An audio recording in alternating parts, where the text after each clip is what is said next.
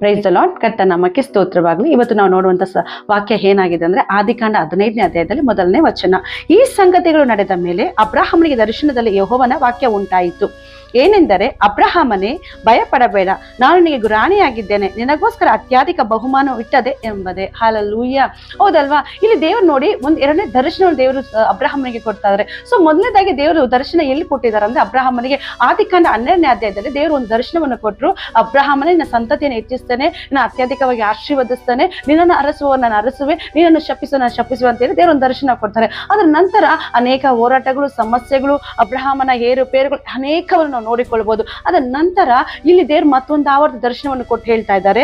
ಏನಂತ ಹೇಳಿ ಅಂತಲೇ ಅದಕ್ಕೆ ಹೇಳಲ್ಪಡ್ತದೆ, ಈ ಸಂಗತಿಗಳು ನಡೆದ ಮೇಲೆ ಅಬ್ರಹಾಮನಿಗೆ ದರ್ಶನದಲ್ಲಿ ಯೆಹೋವನ ವಾಕ್ಯ ಉಂಟಾಯಿತು. ಸೊ ಇವತ್ತು ನಿಮ್ಮ ಜೀವಿತದಲ್ಲಿ ಕೂಡ ಅನೇಕ ಹೋರಾಟಗಳಾಗಿರ್ಬೋದು, ಸಮಸ್ಯೆಗಳು ಬಂದಿರ್ಬೋದು, ಕೆಲವೊಂದು ವಿಷಯಗಳು ದೇವರು ಕೊಟ್ಟಂತ ವಾಗ್ದಾನಗಳು ನೆರವೇರದೆ ಹೋಗಿರ್ಬೋದು, ದರ್ಶನಗಳು ನೆರವೇರದೆ ಹೋಗಿರ್ಬೋದು.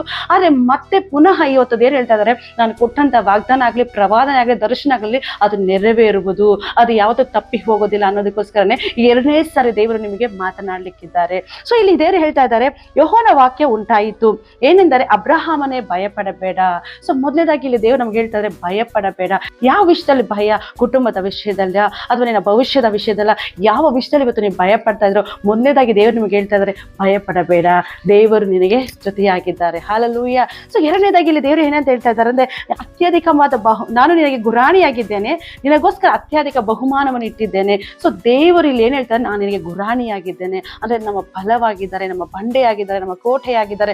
ಎಂತಹ ಸಮಯದಲ್ಲೂ ಯಾರು ನಮ್ಮನ್ನ ನಂಬುದವರು, ನಂಬಿಕೆ ಕೊಟ್ಟವರು, ಭರವಸೆ ಕೊಟ್ಟವರು ಬಿಟ್ಟು ಹೋಗಿರ್ಬೋದು, ಅಥವಾ ನಿನ್ನ ಜೊತೆಗೆ ಎಲ್ಲಾ ಸಮಯ ನನ್ನ ಜೊತೆಗೆ ಅಂತ ಹೇಳಿದವ್ರು ನಮ್ಮನ್ನ ಬಿಟ್ಟು ಹೋಗಿರ್ಬೋದು. ಯಾರು ಇಲ್ಲ, ನಾನು ಹೇಗೆ ಬರ್ತೀನಿ, ನನ್ನ ಬಲ ಏನು, ನನ್ನಿಂದ ಆಗದೆ ನೀವು ಅನ್ಕೊಂಡಿರ್ಬೋದು. ಬಟ್ ದೇವ್ರು ನಿಮಗೆ ಹೇಳ್ತಾರೆ, ನಾನು ನಿಮಗೆ ಗುರಾಣಿಯಾಗಿದ್ದೇನೆ, ನಿನಗೆ ಅತ್ಯಧಿಕವಾದ ಬಹುಮಾನವನ್ನು ಇಟ್ಟಿದ್ದೇನೆ ಅಂತ. ಸೊ ಇವತ್ತು ದೇವರು ನಿಮಗೆ ಹೇಳ್ತಾ ಇದ್ದಾರೆ, ಮೊದಲನೇದಾಗಿ ಭಯಪಡಬೇಡ.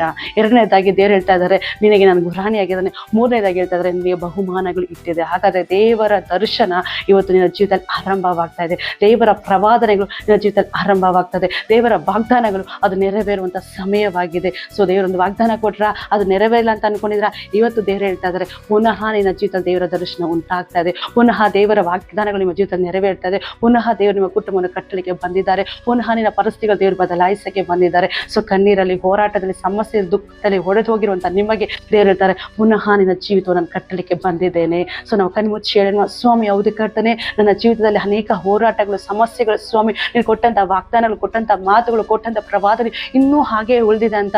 ಅದೇ ದೇವರು ಇವತ್ತು ಹೇಳ್ತಾರೆ, ನಿನ್ನ ಪ್ರವಾದನೆಗಳು ನೆರವೇರುವಂತ ಸಮಯವಾಗಿದೆ, ದರ್ಶನಗಳು ನೆರವೇರುವಂತ ಸಮಯವಾಗಿದೆ. ದೇವರು ಕೊಟ್ಟ ಮಾತನ್ನು ನೆರವೇರಿಸುವ ದಿನವೇ